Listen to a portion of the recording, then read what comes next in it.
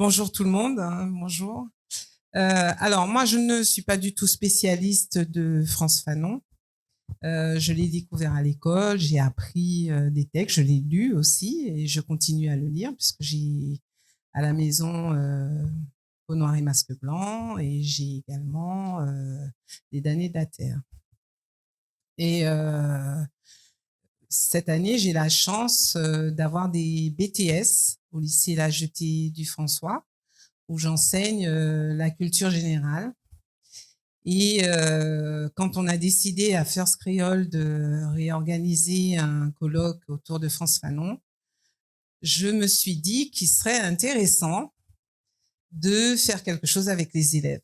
D'autant que l'académie, alors c'est pas une critique que je fais à l'académie, hein, mais l'académie ne proposait rien autour de Frantz Fanon. Et Dieu seul sait que j'avais dit en tant que conseillère sectorielle histoire, mémoire et patrimoine, puisque je suis également ça au niveau du rectorat, j'avais signalé depuis l'année dernière qu'il faudrait faire quelque chose dans le cadre du centenaire de Frantz Fanon. Et donc, j'ai ces BTS qui travaillent, ce sont des BTS qui concernent le bâtiment, donc pas du tout littéraire, pas du tout littéraire, et qui ont de grosses difficultés d'ailleurs avec tout ce qui est lecture, écriture, ils ont beaucoup de mal. Et je leur dis, bon, ben, ça serait pas mal quand même que nous proposions, pour sortir un peu de l'ordinaire, que nous proposions quelque chose autour de Frantz Fanon. Est-ce que vous connaissez Frantz Fanon? Alors évidemment, tout le monde connaît Frantz Fanon, la rue Frantz Fanon, les boulevards Frantz Fanon, le lycée Frantz Fanon, mais ça va pas plus loin que ça. Parce que quand j'ai vu les doigts, je me suis dit, mais ça me rassure, parce que je pensais que vous le connaissiez pas. Mais en fait, non, il connaissait les rues et le lycée, mais il connaissait pas l'homme. Donc, je leur parle de l'homme, je contextualise, j'essaie de leur expliquer qui il était. Parce que moi-même, du coup, j'ai commencé à relire des choses, à lire des ouvrages qui sont sortis cette année pour tenter de fixer un cadre, un contexte. Alors, sur le contexte, j'étais bien à l'aise. Sur la pensée, un peu moins. Mais voilà, j'essaie de leur expliquer. Je leur dis, bon, ben, écoutez, ça serait pas mal de proposer quelque chose. Et c'est un non. Non. Non, non, ils veulent pas, ça les intéresse pas. Et puis c'est quoi ces histoires de racisme, de révolte? Non, et puis c'est un truc du passé, ça les intéresse pas du tout. Donc j'appelle Gérard, je lui dis, ben Gérard, j'avais proposé de faire quelque chose, mais là ça sent le roussi. Je sens que je n'aurai rien à présenter pour la conférence parce que c'est non, ils veulent pas, ça les intéresse pas, ils veulent faire autre chose, ils veulent quelque chose de plus actuel. Frantz Fanon, ça leur dit rien du tout. Donc, je laisse un peu le temps se passer, je reviens à la charge et je leur dis, mais quand même, c'est un peu dommage. Je leur passe des vidéos autour de Frantz Fanon, j'essaie de discuter avec eux de thématiques. Et j'ai un étudiant qui est en BTS, alors ça s'appelle BTS MEC, c'est le management autour de la construction, qui lit beaucoup et qui, je le vois, qui vient un jour en cours et je lui ai dit, mais c'est bizarre, je te sens hors de toi-même. Parce qu'on avait eu des discussions, on a eu beaucoup de discussions, c'est quelqu'un de très catégorique dans sa manière de voir les choses. Voilà, d'un côté il y a les blancs, d'un côté il y a les noirs, et puis c'est comme ça que ça marche et c'est pas autrement. Et je lui dis, ben écoute, c'est peut-être ta jeunesse qui fait ça. Et je lui tends mon ouvrage de Peau noire et masque blanc. Et je lui dis, écoute, c'est quelque chose de très précieux pour moi, je te le prête, tu le lis pendant les vacances et puis on en reparle. Et en fait, c'est à son retour que je le trouve hors de lui-même. Et je lui dis, mais je te sens bizarre. Et il me dit, écoutez, Madame Lénien, d'abord, je voudrais vous remercier parce que vous m'avez donné ce livre à lire. Et puis, je voudrais remercier Frantz Fanon parce qu'il m'a fait gagner du temps dans ma réflexion. Et je me suis dit que là, j'avais gagné quelque chose. Là, j'avais gagné quelque chose. Alors, je ne sais pas s'il a compris la pensée de Frantz Fanon, mais en tout cas, ça a touché quelque chose. En lui, ça a touché quelque chose parce que je l'ai trouvé vraiment différent par rapport à cette lecture. Alors, il m'a toujours pas rendu mon ouvrage, que je ne perds pas de vue, mais voilà, je me dis ça. Et donc, je reviens à la charge avec les autres étudiants, EBCR, enveloppe du bâtiment, et je leur dis, mais quand même, il y a une conférence qui va se tenir, vous vous rendez pas compte, je vais rien présenter. Je vais parler de vous, mais je présente rien. Et du coup, ils se mettent au travail. Et donc, c'est ce que vous allez voir. Ce petit documentaire, film, enfin, je sais pas comment on pourrait l'appeler. Alors, c'est un brouillon, hein, parce qu'il y a des fautes d'orthographe. On n'a pas pu corriger tout ça parce que ça s'est terminé la semaine dernière. Donc, on n'a pas pu corriger.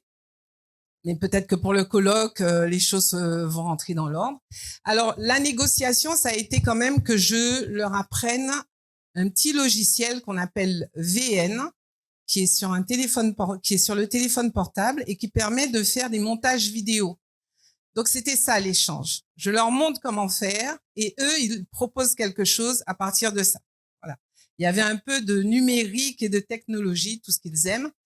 Et donc, vous allez voir ce qu'ils ont fait avec. Alors, ça s'est fait avec des téléphones portables. Hein. C'est pas la grosse logistique, réalisation, etc. C'est vraiment avec leur téléphone portable qu'ils ont fait ça.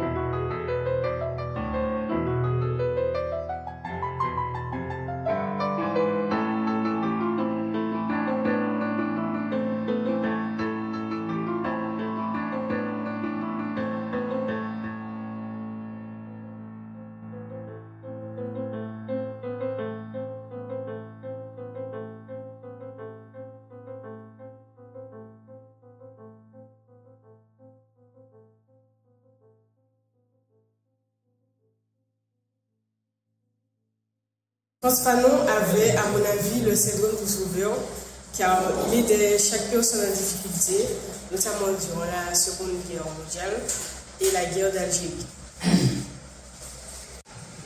On ne décolonise pas avec des luttes pacifiques. Il est un état sauter des classes. Au cours moyen, il a voulu passer le certificat d'études.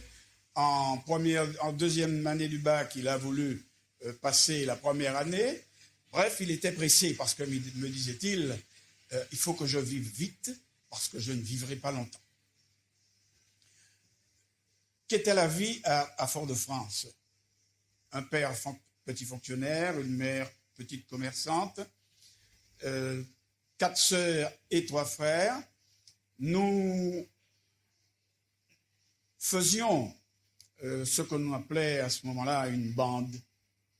Et nous nous confrontions souvent avec d'autres bandes, entre guillemets, les bandes de la bande raide. Vous confrontiez comment? Physiquement? Ah, physiquement. Et Franz était déjà un meneur. On l'appelait à ce moment-là un baofiet.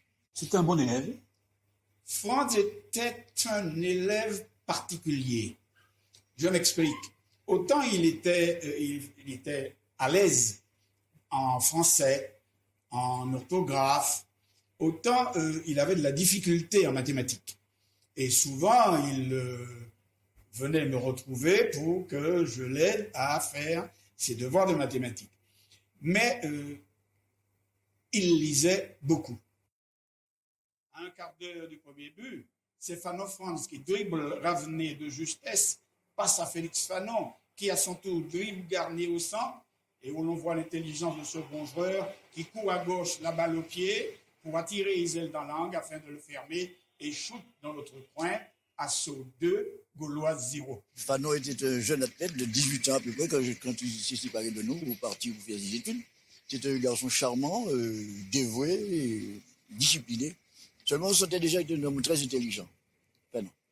Et alors, quand nous partions par exemple au sport avec lui, il se mettait toujours en avant, il n'a jamais été un petit peu réticent pour ce qu'il devait faire. Je crois qu'il avait des buts à poursuivre et qu'il les a réussi parfaitement. Je ne suis pas prisonnier de l'histoire, je ne dois pas y chercher le sens de ma destinée, peau noire et masque blanc. Je ne suis pas esclave de l'esclavage qui déshumanisa mes pères, peau noire et masque blanc. La colonisation est une négation systématisée de l'autre, une décision forcenée de refuser à l'autre tout attribut d'humanité, les damnés de la terre. Chaque génération doit, dans une relative opacité, découvrir sa mission, la remplir ou la trahir, les damnés de la terre. Le racisme est une plaie de l'humanité. Si nous ne sommes pas d'abord l'esclave d'une cause, celle des peuples et celle de la justice et de la liberté. Damnés de la terre.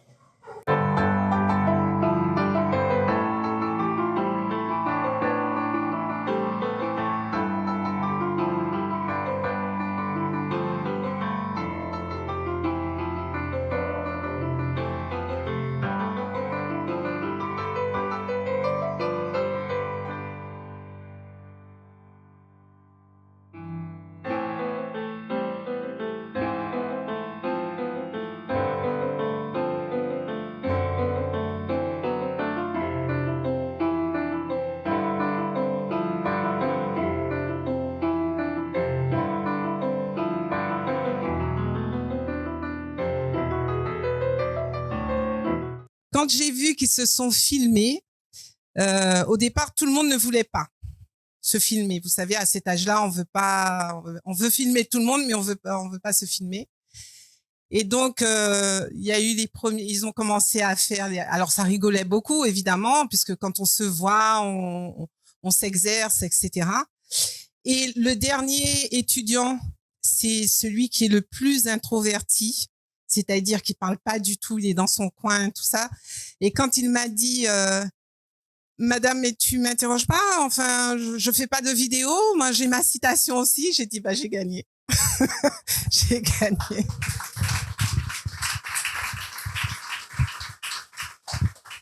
Oui, je suis très contente pour eux parce que je pense que du coup, ils vont réfléchir. Ça va les emmener quelque part. Je sais pas où, mais en tout cas, ça va les emmener quelque part et ils vont se souvenir qu'on a fait ce travail ensemble, qu'ils ont appris des choses, ils ont lu des choses, ils ont cherché les citations, ils ont lu plein de citations et ils ont choisi celles qui correspondaient le mieux à eux-mêmes.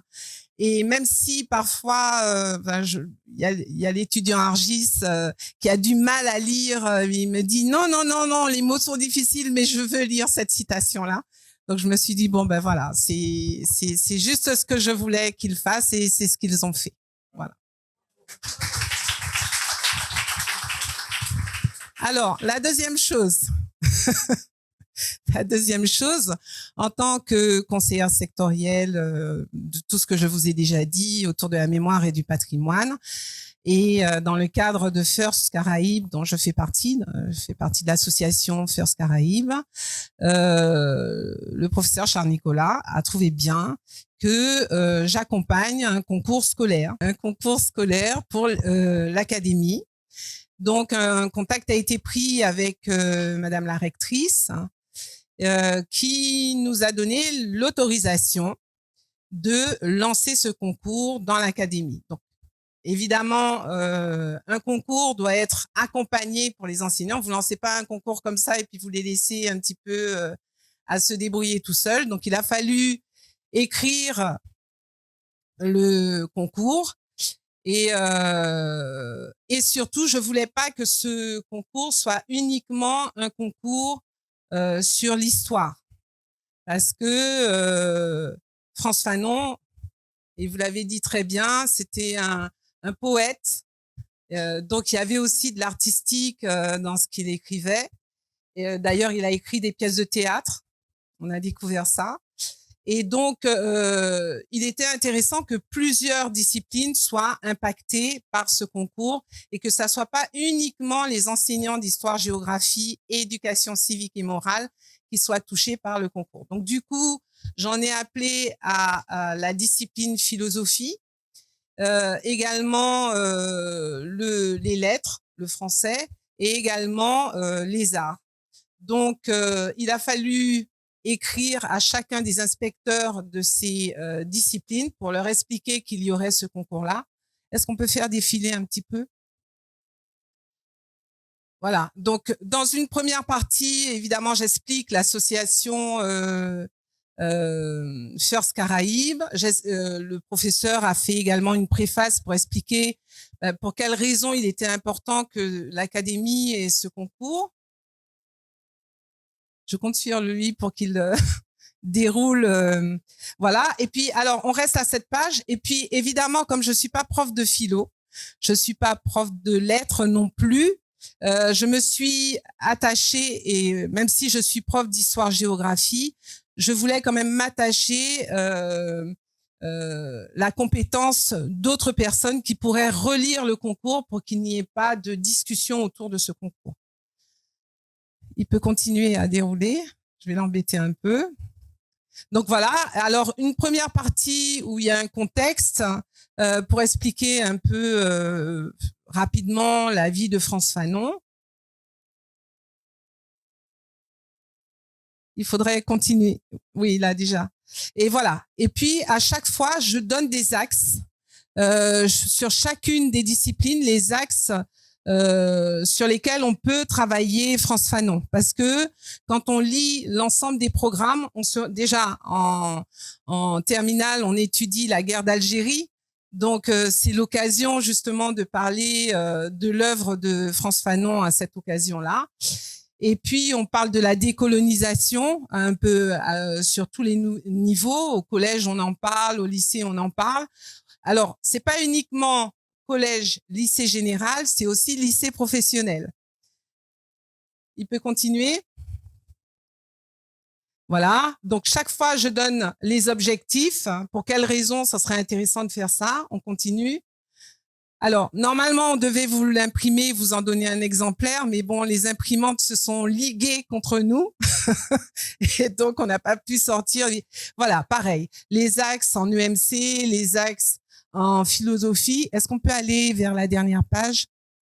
Bien, voilà. Et puis, pour terminer, j'aime bien faire ça aussi, c'est donner des pistes de réflexion aux enseignants. France Culture a fait énormément de podcasts qui sont vraiment accessibles à tout le monde et particulièrement aux enseignants.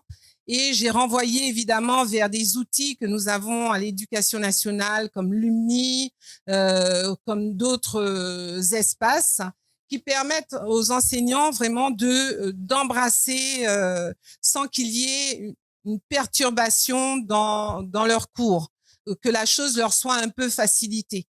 Et l'exigence du concours, en fait, c'est de leur demander, comme j'ai fait avec mes étudiants, de faire une proposition de quelque chose, une vidéo, un texte, un jeu de rôle, quelque chose qui sera présenté lors du colloque organisé par First Caraïbes le 31 mai. Voilà. Je vous remercie.